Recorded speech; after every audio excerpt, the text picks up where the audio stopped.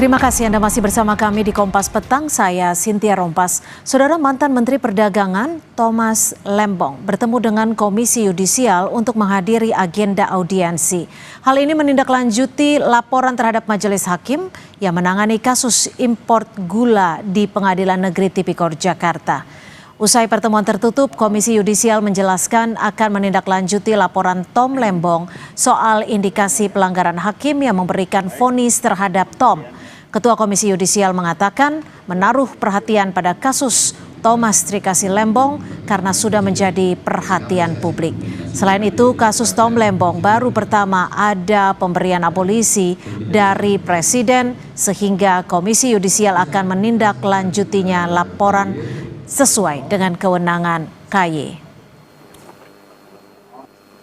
Khusus kasus Pak Tom ini ya, karena ini menjadi atensi kita semua, menjadi momen penting, karena mungkin seingat saya baru pertama kali ada pemberian abolisi ya. Jadi KY tentu akan menindaklanjuti laporan ini sesuai dengan kewenangan yang ada pada kami.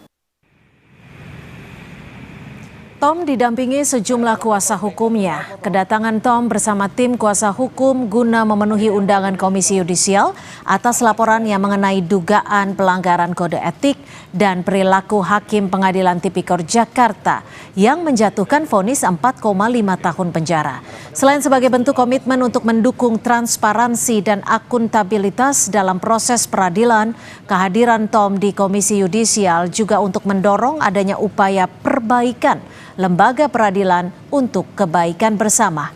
Sebelumnya, Tom bebas setelah menerima abolisi dari Presiden Prabowo Subianto.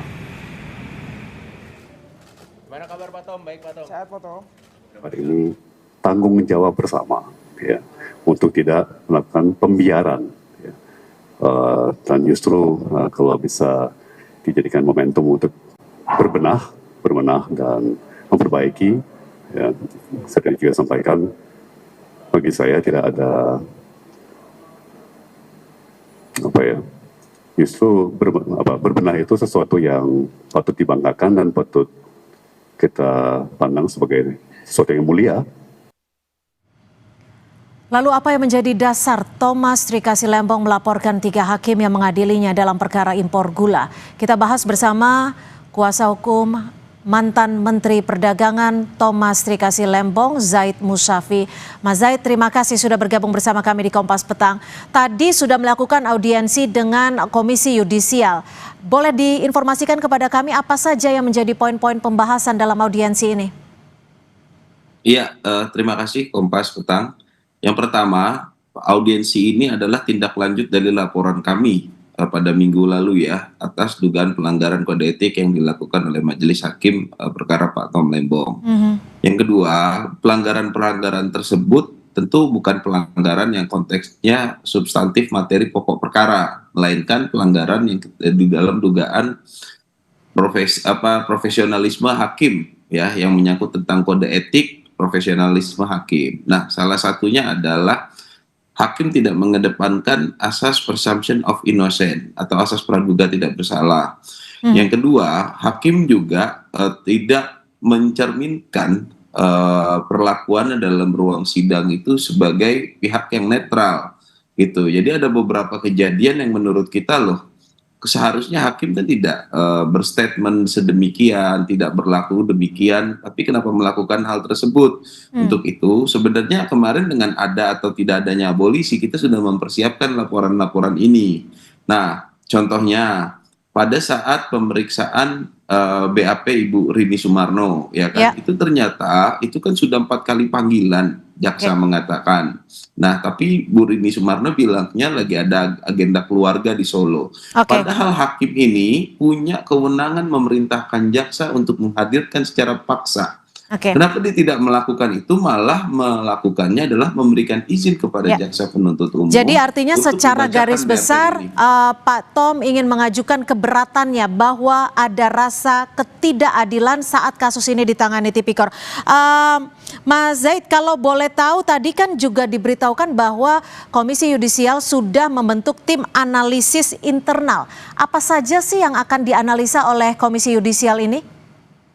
Ya, penting saya jelaskan dulu bahwasanya Pak Tom ini tidak dalam rangka balas dendam atau menyerang institusi atau apapun dalam hal yang sifatnya destruktif. Beliau secara tegas dalam konferensi pers tadi menyatakan ini adalah kritik, ya kan, evaluasi yang bersifat konstruktif. Agar apa? Agar tidak ada lagi hakim-hakim di Republik Indonesia ini yang memperlakukan atau menangani suatu perkara itu tidak mengedepankan asas-asas kejujuran, asas profesionalitas dan mengedepankan etik dan profesionalisme hakim. Nah, tim yang sudah dibentuk oleh Komisi Yudisial tadi disampaikan langsung oleh Komisi Yudisial dalam audiensi. Jadi Komisi Yudisial itu sudah membentuk tim untuk melakukan analisa. Cuman mereka memang minta waktu karena memang putusan ini kurang lebih 1000 lebih halamannya. Walaupun kita sudah mencoba mempermudah, kita resume dari laporan-laporan kita dan bukti-buktinya sudah kita permudah. Tapi tim dari Komisi Yudisial sudah terbentuk. Nanti apakah ini masuk dalam ranah pelanggaran kode etik dan kehormatan hakim, ataukah ini masuk ke dalam ranah teknis yuridis, nanti asli tim analisanya yang akan melakukan analisa terhadap laporan kami. Tetapi setelah ini langkahnya adalah Pak Tom akan dimintai keterangan dulu atas laporan yang sudah Pak Tom buat ini. Oke, Mas Zaid, tentunya untuk membuktikan ada tidaknya indikasi pelanggaran dari hakim di Tipikor tersebut yang menangani kasus Tom Lembong, apakah tim kuasa hukum sudah mempunyai bukti-bukti kuat yang turut dilampirkan? Dan apakah dasar ataupun motivasi dari pelaporan ini termasuk soal saksi penting yang tidak dihadirkan di pengadilan? Salah satunya. Jadi kalau dalam prinsip kita, mahkota seorang hakim itu ada dalam putusannya, dan mahkota sebuah putusan ada dalam pertimbangannya. Nah, salah satunya itu adalah pertimbangan-pertimbangan yang menurut kita tidak mengedepankan asas-asas tersebut. Di luar yang tadi sudah kita sampaikan bahwasanya ada dugaan-dugaan pelanggaran ketidakprofesionalan dan juga pelanggaran atas profesionalan hakim dan kode etik dalam menjalankan proses persidangan. Ada 2 poin tersebut yang kita prioritaskan. Nah, mengenai bukti, salah satu bukti yang kita ajukan adalah sama persisnya pertimbangan dengan isi BAP, yaitu adalah keterangan dari Bu Sri Agustin yang menyatakan bahwasanya yang perintah dari atasan itu adalah perintah dari saudara Pak Tom Lembong. Padahal Pak Tom tidak ada pernah menerbitkan perintah yang dimaksud dalam keterangan kesaksian itu.